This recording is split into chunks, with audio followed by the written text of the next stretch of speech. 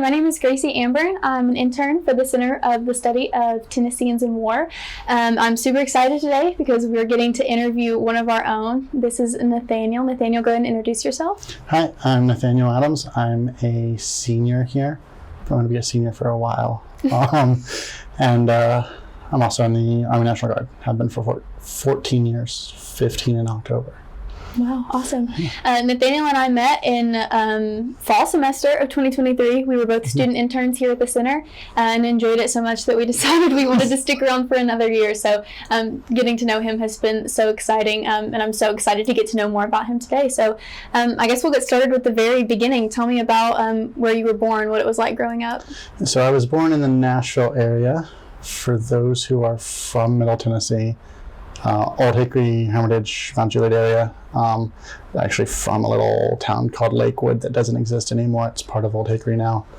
But 2006, my great-grandmother died. We had to move with my grandmother, so I ended up going to Mount Juliet High School and living in Mount Juliet until I graduated high school. And so yeah, I'm from Middle Tennessee. Lived in Tennessee my whole life. That's awesome. So at what point did you enlist? I enlisted in 2010, October 29th. So graduated high school in 2010. Wow. Went to Tennessee Tech University, majoring in mechanical engineering. Couldn't afford it. There was a recruiter there in the ROTC department. Joined the National Guard through him. I wanted to do a split up, which is a program where I can do basic in the summer, and the next summer I go and do my advanced job training, AIT, advanced individual training.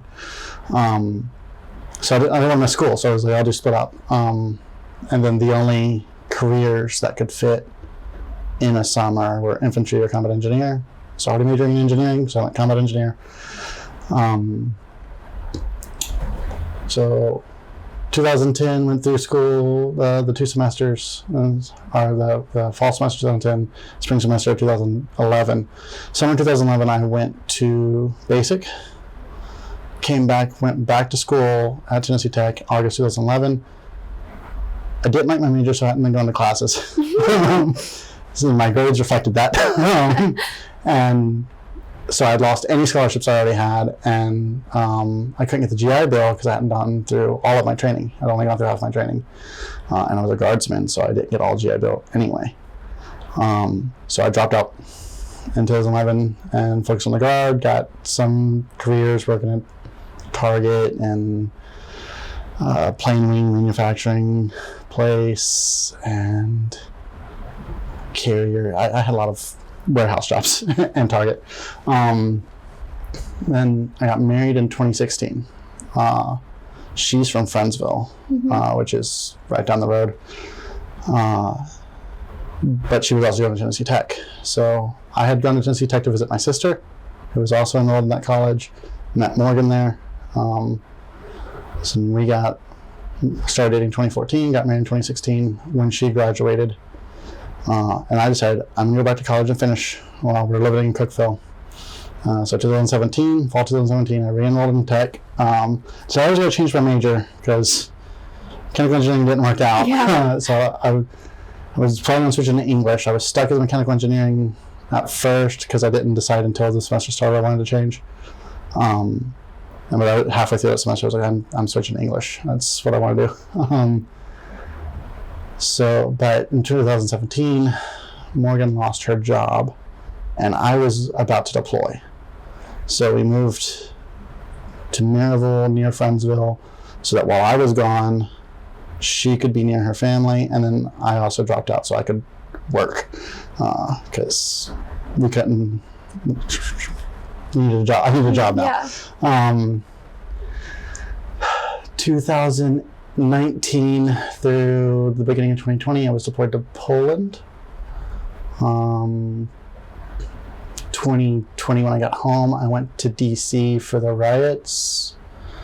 2021, I deployed at some places for COVID.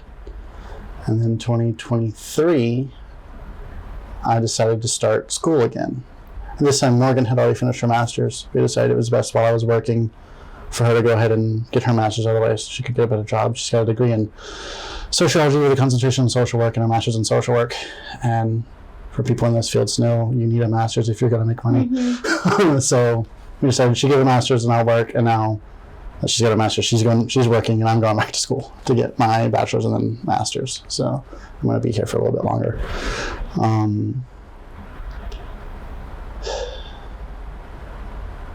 Lost my train of thought. Sorry. Let's see. Yeah. So 2023, I came here, majoring in English, minoring in education. Took Dr. Ruttenberg's Western Civ first part class, and she introduced me to Dr. Magra and this program, and also convinced me to be a history minor. So she tried to get me to be a history major, and I considered double majoring, but I didn't want to drop English because it's what I really liked, and I really liked history too. I was like, I could just add on double major, and my advisor and I looked at it and was like, I can't. It's a lot. Yeah. So I declared history minor and kept the education minor. So when I graduate with my master's in spring of 27, bachelor's in spring of 26, I will be certified to teach English already because it's my major, and then I'll take the history praxis and be able to teach both subjects. That's the plan right now. Yeah, that's awesome. So prior to your enlistment in 2010, if I'm correct, had you ever thought about joining the military in any way? I'm just a kid watching war movies. For sure. Yeah. I think we all had that moment as a kid where I think that this is what I need to do with my life. This is too cool, and it is. It's pretty cool. Yeah, my mom tried to steer me away from it, and then when I was in college, it kind of came back. It was like, I gotta pay for school. Yeah, no, absolutely. Yeah. And I just want to say, I think that I think it says a lot about your character, how you've continued to fight, to continue and keep yourself in school. I think that's awesome. Your dedication to receiving education that's awesome. I think that's great.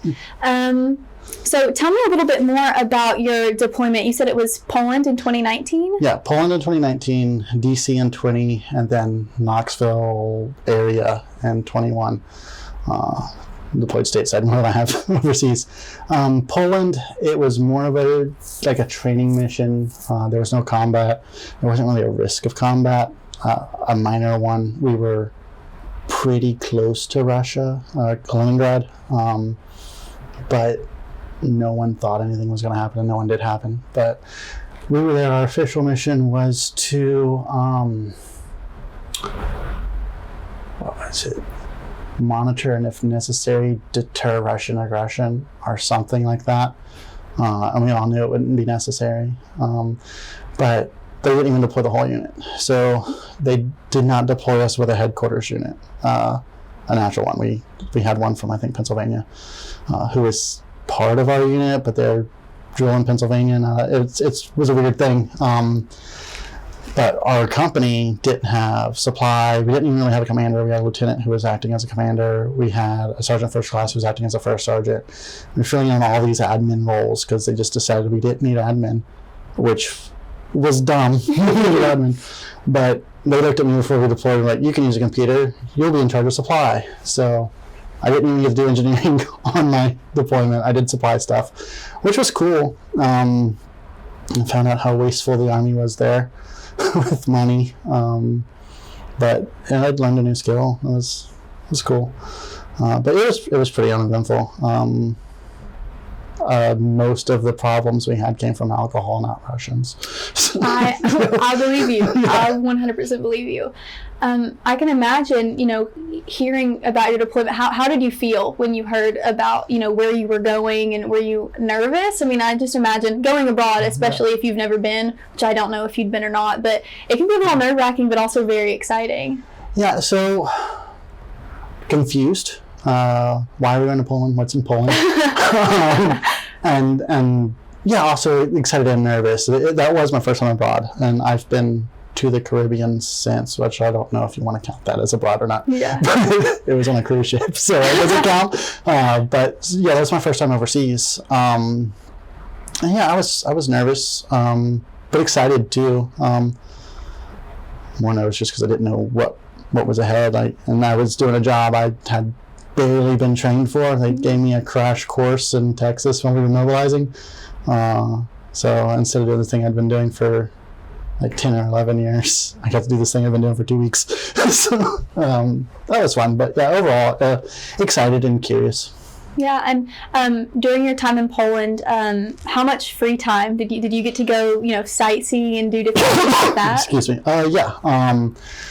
So almost every night, when we were done working, we could go to the little town our base was on, which was really just like a grocery store and a bar and a pizza place. And on the weekends, we could go a little further out. We went to the next town over, the next big town over.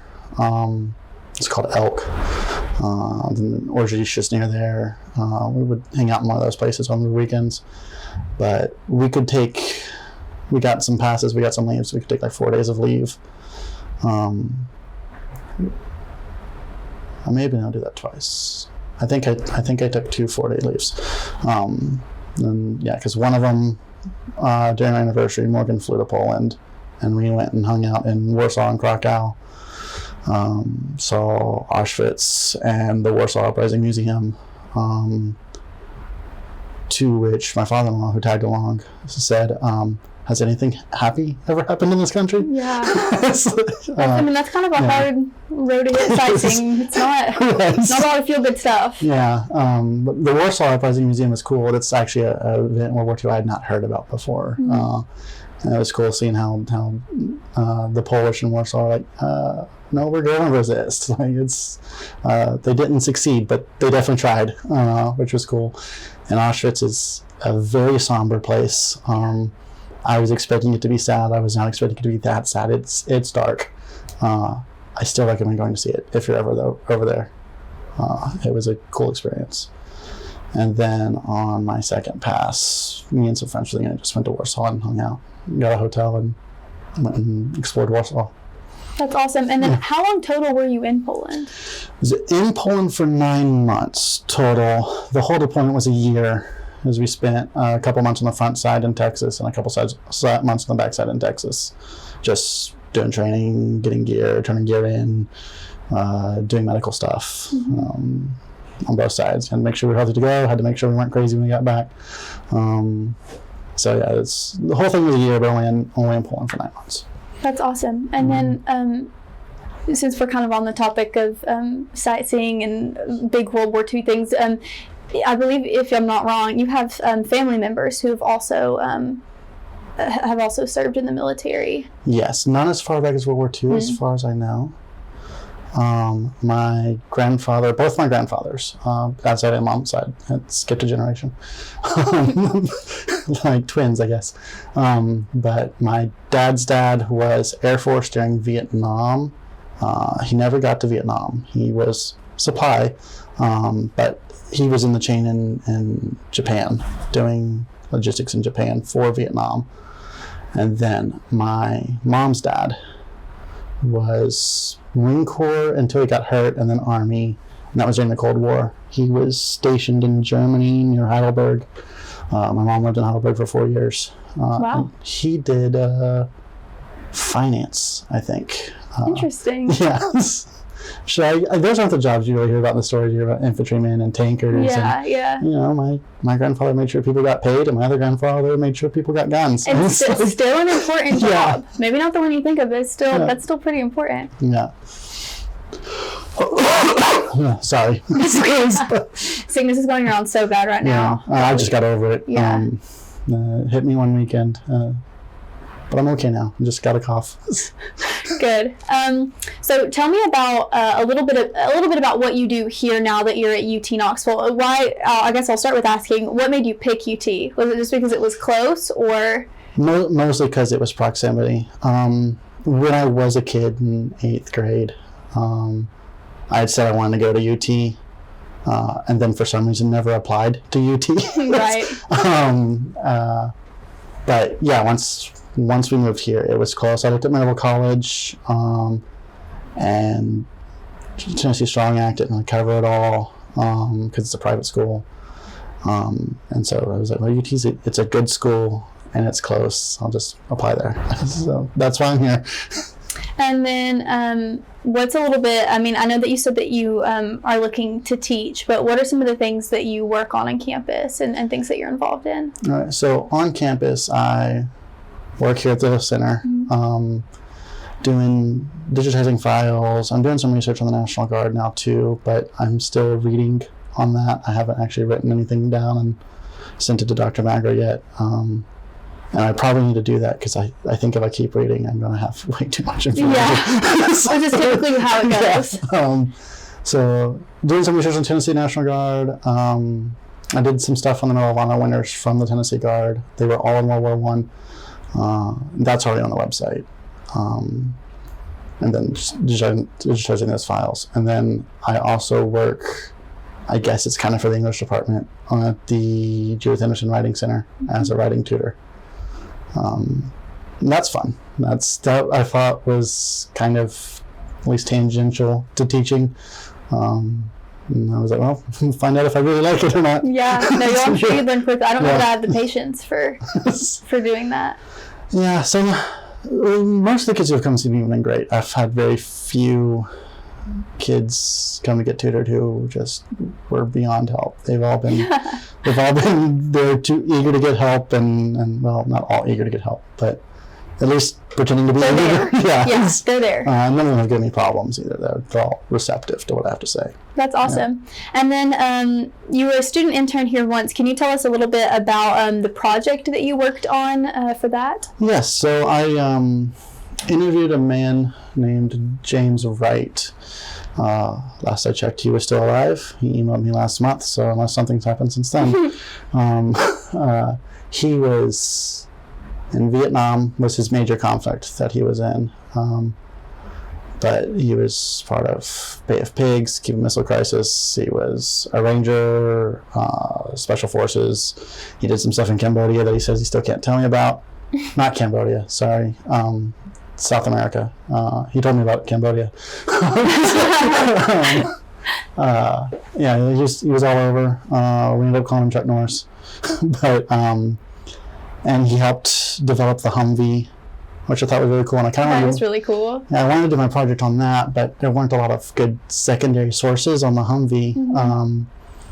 But he was in Mississippi at Ole Miss when James Meredith was being admitted. So I talked to him a lot about that, and that's what I did my project on, was the military role and desegregation of schools. And that was kind of a cool project. I knew they were there, but to think about what if they hadn't been, how would things have happened? Yeah, absolutely. That's so awesome. And for those of you who don't know, when interns here at the center do a project, they'll typically select or be given a veteran to research, and then they have to find a secondary context to place that veteran's life into. So, it's very, I think Nathaniel's example is very artfully done. And if you want to check those out, you can find those on our website under Digital Humanities Project. So I would definitely... Quick plug. definitely worth taking a look at. You've got some good ones on there too. Thank you. I definitely have ones on there. No doubt. There's stuff on there. There's proof. So kind of going back to your schooling a little bit, how do you feel like your experience pursuing higher education has affected your experience in the Guard, if at all? Does it change your perspective on things, that especially in the study of history, I think is mainly what I'm coming at? So, in study of history, I found out that the National Guard, Tennessee National Guard, has a historian. I went and met with him and found out that the National Guard doesn't really care that much about its history. They don't let him do a lot of historical work. He's a public relations officer, and they really want him to do public relations. And so, he, on occasion, gets to publish an article. And then trying to talk to the units, none of them have their own historian. No one is doing their own historical research for their own specific unit, which is sad. And had I thought about it sooner in my career, I may have tried to do that with mine, because I've watched historical moments in my unit. Because when I first joined, I was in Charlie Troop, Regimental Troop Squadron 278th ACR, and I was there when that unit got retired, and Alpha Troop, Regimental Engineer Squadron, 278th, took over. That whole Regimental Troop Squadron went away, got replaced with Engineer Squadron. They reflagged it all. I was there. I was at the ceremonies when it happened. Wow. Didn't write a thing down. And I regret that now because it's like, yeah, I was standing in formation and board the whole time, but in the bigger context, that was a really cool thing I was witnessing. Right. And yeah, I don't know if anyone wrote it down. So it's just memories now, trying to figure that one out. Yeah. As far as higher education goes, the Guard kind of pushed me to show me that I did like teaching. Like definitely, because I'm an NCO, I'm a non-commissioned officer, and part of my job is to train and teach the incoming soldiers, and I liked doing that. That was my favorite part of my job. I didn't really care for the actual soldiering stuff, but the teaching I really enjoy. So I was like, well, I'll just teach, and I'll teach something I like more than, this stuff. So Right. English and history. Sorry. As far as what I've learned at school, it hasn't changed my opinion on the Guard much, except for noticing, these historical moments that no one's writing down, Right. And making me sad. And then there's some, there has been some study on like the theological side that I've done outside of school. I'm like, do I need to be here? So, Yeah. but that's for me to worry about. I definitely I think that almost anybody who studies history would agree. Maybe not, but I feel like, at least in my case, it makes you annoying. It makes you notice things that other people don't seem to notice, and you start to care about things that the things that you would have never picked up on before, things that you would have never thought were important before. Right. You start to see that stuff, and it is both a blessing and a curse. It can get old for some people, get tired of hearing about it. But on the flip side of that, do you feel like your experience in the Guard has changed how you go about things in your higher education? So maybe the classes you choose, the way that you choose to tackle that, the relationships you develop with fellow students, professors, and so on? Maybe. That's hard to tell because I'm a student in my 30s. So it's hard to tell, is some of this because I'm in my 30s? Yeah, absolutely. Or is it because I'm a soldier? And also, I go to class now. I do my best not to miss class. I work hard and study hard, and I did not do that the first time I was at college. And is that because I care more about English and history? Is it because I'm 33 years old? Is it because I have the discipline from the Guard? I don't know. All of it. But yeah, compared to my first trip in college, maybe even my second one a little bit. My second trip in college was so short that I just work harder, more diligent about getting done. Making friends is not difficult, not any more difficult than it had been. There's a bit of a generation gap now. My life is in the history books. 9/11 comes up. It's like, I saw it. Yeah. That wasn't history book for me. But I think everyone has that experience at some point in their life. Just because we do live history, whether we know it or not, whether we like it or not. Mm-hmm. But yeah, so I don't know how much of an effect it has. It gets in the way because sometimes when we drill on weekends, sometimes that includes Friday. Yeah. And then they want to send me to schools, and that's been a fight. I don't know. I mean, you can ask Dr. Mager how many times I've emailed him like, hey, I might have a school coming up. It's 2 weeks long. Never mind. Yeah. So there's, it's just, it really gets in the way more than anything. But, hey, it is what it is. Yeah.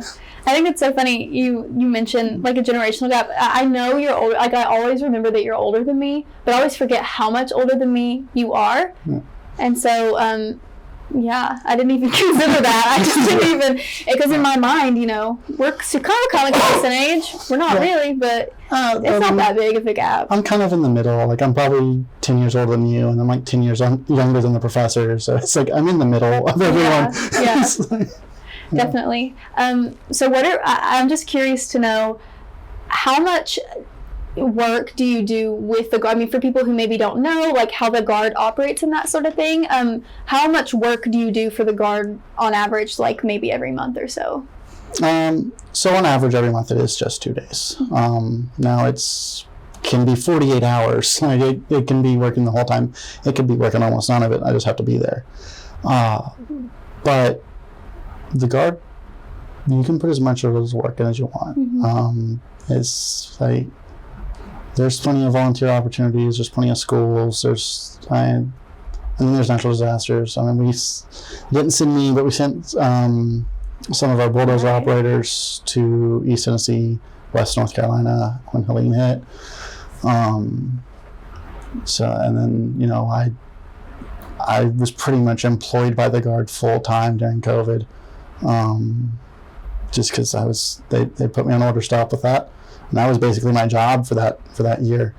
But then, you know, recently with wanting to do school, I kind of just don't volunteer for stuff, the stuff that's going to hurt my educational goals. And then when I get done here, I might start volunteering more. So it's really as much as you want to put in, or as little as you want to put in, you can do, as long as you're not, you know, violating your contract and not showing up. Yeah. And something you've said in there, I'm actually kind of curious to know, what was it like being in the guard during the pandemic? Kind of crazy. Yeah, I mean, I would imagine that would be a lot. So in the summers, there are 2 weeks in the summer deal, which is rarely 2 weeks. It's often closer to a month. That's usually for my unit, Mississippi, Texas, or California.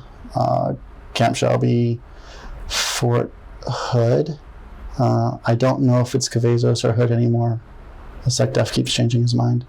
What was Fort Hood, and then it was Fort Cavazos, and what might be Fort Hood again, and Fort Irwin, California, is where we normally go in the summer. During COVID, we stayed home. Not homes, but we stayed in our home armory. And, you know, instead of going to a Bradley range or a gun range, I painted the office. There were some virtual drills, which was really them just a lot how I guess a professor would do is like, hey, go take this class, I'll not watch these videos, answer these questions. So those were interesting. And then there was in 2001, the COVID orders came out, and when the vaccine came out, we had some people refuse to take the vaccine. They got kicked out. They're back now. And then on the orders, since I'm not a medic, I did paperwork, or helped people fill out paperwork for their vaccine. And then they drove up and our medics gave them the vaccine. Once we had all of Loudoun County, pretty much all of Loudoun County vaccinated, they moved me into the health department there, where it was just paperwork for those who were trickling in, who didn't do the big vaccination, who were just getting boosters or they were late to the party. When they didn't need us anymore, they sent me to Knoxville Health Department, where I was a greeter. They finally decided that we weren't needed health departments anymore, but the hospitals were packed. So they sent me to Morristown emergency room, where, again, I'm not a medic, but they basically used me as a CNA. I didn't have a certificate, so there wasn't a whole lot I could do. Yeah. Helped nurses move people. They did teach me how to do an EKG. I don't know if they were allowed to, but they taught me how to do EKG, so I did some EKGs. I took some blood sugars, but I couldn't give medicine, couldn't start IVs. I could pull IVs. I did a lot of watching people. We had a guy, he had to be kind of quarantined, but he was also losing his mind. Actually, like, he thought I was his friend, trying to keep him from getting out of his truck when he was trying to get out of the bed. Yeah, so I spent a lot of time watching people like that, making sure they didn't hurt themselves. Wow. But yeah, ERs during COVID time were insane. Then we'd have people come in denying that COVID existed, testing positive for COVID while denying it existed. Then having to hear, you know, friends and news with all the conspiracy theories around COVID. Well, I was like, had to feed this guy who couldn't breathe on his own. Yeah. It's like I can't imagine the toll that has, on someone. But yeah, it's weird. Like I saw more people. Like I've not been to combat, but I still have seen people die in the Guard because of that. Yeah. Which is weird, and God bless nurses. 100%. I mean, I just can't. Yeah. I can't imagine the emotional toll that comes with that. And so, not a positive experience, I wouldn't say, but I mean, what an eye-opening experience to have. It was a positive experience. As weird as to say, it is probably my favorite thing I've done in the Guard. Because I felt like I was helping people. I felt like I was actually doing something. My service mattered. I wasn't sitting in the armory teaching people for the third time how to use a radio. I was actually doing something useful. So it was my favorite thing to do. Favorite thing that I have done. That is awesome. I love that. And then going off of helping people, I understand that you want to be a teacher. Maybe this is wrong. You want to do secondary ed? Yeah, secondary ed. Right. Preferably high school. 9th, 10th, 11th, 12th grade. I think I'll be certified 6th through 12th. But I'd like to focus on high school. I was on it before I took the internship here in the fall of 2023. I was on track to be a high school history teacher is what I wanted to do. So it takes a special kind of heart to want to do that. Yeah. It's definitely what do you think what has kind of inspired you to take on to want to take on that role of teaching? Yeah. Well, there was the experience training with the Guard. I enjoyed that. My mom, when she was in college, she dropped out. She was doing early childhood education, and then my grandmother, her mom, was an elementary school, or was it middle school? A young kid English teacher. So I've been surrounded by teachers. Right. My dad wanted to teach. He just had a bad advisor that talked him out of it. But I was homeschooled for 2nd, 3rd, 4th, 5th, 6th, and 7th grade.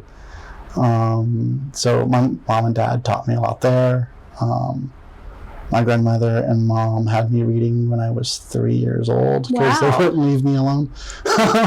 You can always tell a teacher's kids. Yeah. You can always tell. But yeah, so I've been surrounded by teachers. I've got a little bit of a taste of it, and I liked it when I get a concept across and feel like they understand something now. That moment's awesome. I also don't want to hoard knowledge. I want to share it. Right. And then writing in English, reading comprehension, all that is important for so many fields, not just humanities like history and English, but even engineers have to write reports. They have to read things. And if I can just instill a love for reading and writing into people, it's going to make their careers better regardless of what they do. So I'd like to do that. Yeah, that's awesome. What do you hope that you'll be able to kind of teach your future students, through your experience? Maybe I don't know how I want to word this. How do you feel like your experience in the Guard is going to help you to become a better teacher, and what do you want your students to learn from your story of being in the Guard?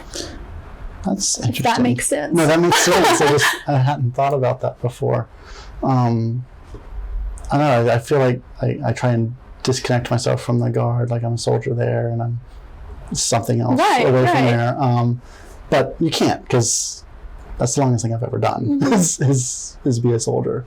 So I can understand the want to have the separation, though. I think that's right, but I don't know that it's possible. Yeah. And what would I want students?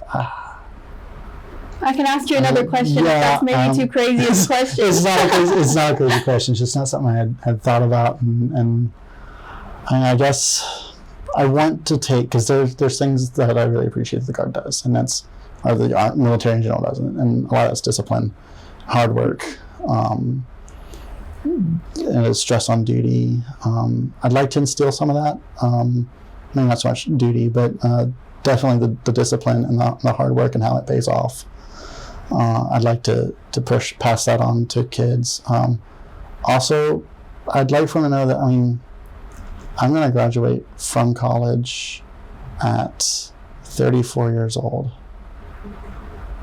And that's fine. Yeah. I want kids to know that too, that it's, you don't have to speed run life. You can take some time off and do some stuff. And I do think the Guards helped me realize that, because there for a while, I mean, it was like, well, I didn't graduate when I was 25, so, you know, never doing college, I guess, even though I kept trying to do college. Yeah, it's fine to do other things. Like you don't have to be a millionaire when you're 20. You don't have to have a book published. You know, you don't have to have invented something. It's okay to do something else and take your time. Yeah. I love that. Yeah, I think that you have, I mean, just such an awesome story, especially, I mean, I think it's going to be awesome for young people to get to hear and understand your story, because I think that is something we live in a society where it's go, go, go, you know, and people pick majors based on how much money they think that career will make them. And people, I think that there's a big importance in slowing down, taking your time, figuring out what you want and pursuing what you want, rather than what you think will be, you know, the most profitable or make you successful quickly. And then also, I think that in your story, the fact that you return to school, I feel like so many people, you know, if school doesn't work out for them the first time, then they just think, oh, I couldn't do it. I didn't do it, you know, but that's never the case, you know. I think that is awesome. Something I keep trying to tell my dad, because he still wants to teach. He's turned 60 in a couple of weeks. And he can't work right now. He's on disability. So until he gets, I think, 65 or something, he can't actually have a job. But he's considered teaching when he gets done. I'm like, well, go to school. It's never, ever too late. And he keeps saying it's too late. He's like, he'd have to take out loans, and by the time he could pay them off, I was like, so just, you can go back. So it's fine. So I'm trying to encourage my dad, even though he's almost in his 60s, to go back and get his master's degree in education and teach like he wants to. And I don't know, we may have compromised and he might just do subbing. But see, and even that, I think that's awesome. Sorry I asked you such a hard question, but that answer, I mean, that was phenomenal. I mean, I couldn't have written it better myself. Is there anything else that you would like to share, or any stories, or just anything that you think? No, I guess it might be worth sharing, since COVID was my favorite time in the Guard, as weird as that sentence is to say.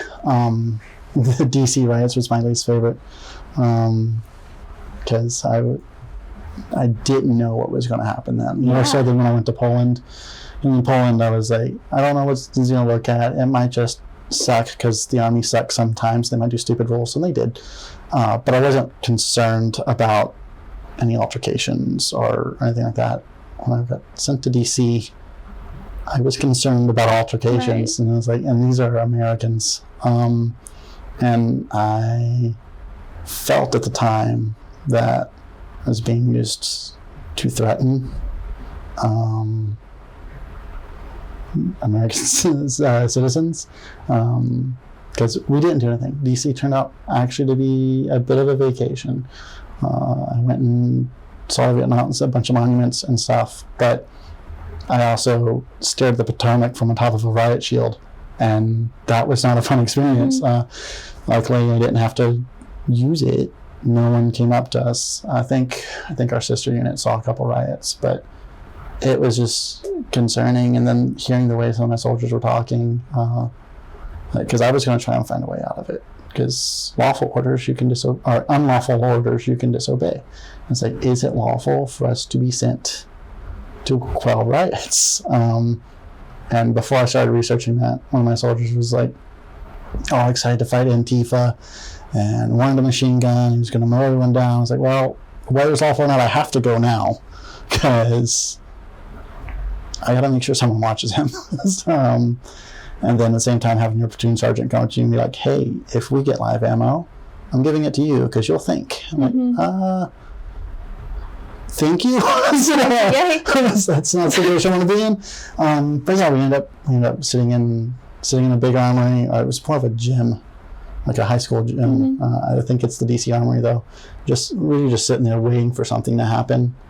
We'd take turns, practicing with riot gear. And then on the one time we went out, looked at the Potomac, came back.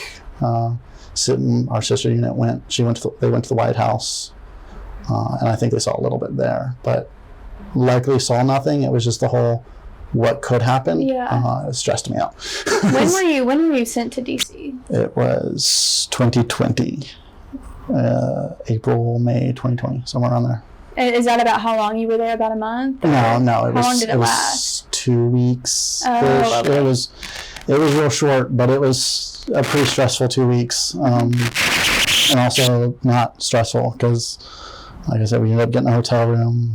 I ended up getting to explore DC, but just the whole, right now I'm out here looking at the Washington Monument. What am I going to be doing tomorrow? Yeah.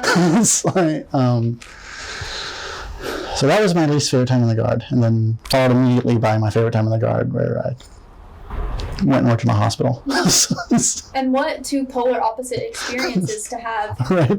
On one hand, you talked about with COVID feeling like you were helping people, and then on the opposite hand, with the riots, being worried like, am I doing the right thing? And I feel like people, we don't hear people talk about that a lot of this idea of, I'm doing what I'm told, but there's that line of sometimes it will make you uncomfortable. Sometimes it doesn't feel like it's the right thing to do, whether or not it is or isn't. But right. And sometimes it's not the right thing.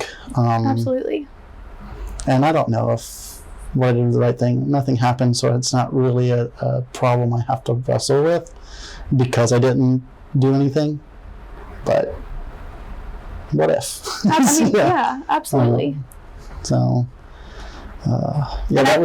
was an interesting couple years, just pulling DC COVID. And I think that there's another lesson that can be learned, even from that of doing the right thing and thinking of those things. I think that's awesome. That's crazy. I didn't realize that you did that. And I remember watching both of those things on my phone. Obviously, I wasn't there. I was at home in quarantine most of that time, but and seeing stuff like that and not even really being able to imagine what it would be like to be in either of those positions, and there you were in both of those positions and not really qualified to be in one of them. I can't imagine. Right. I wasn't really qualified to be in either, because they did deputize us in DC.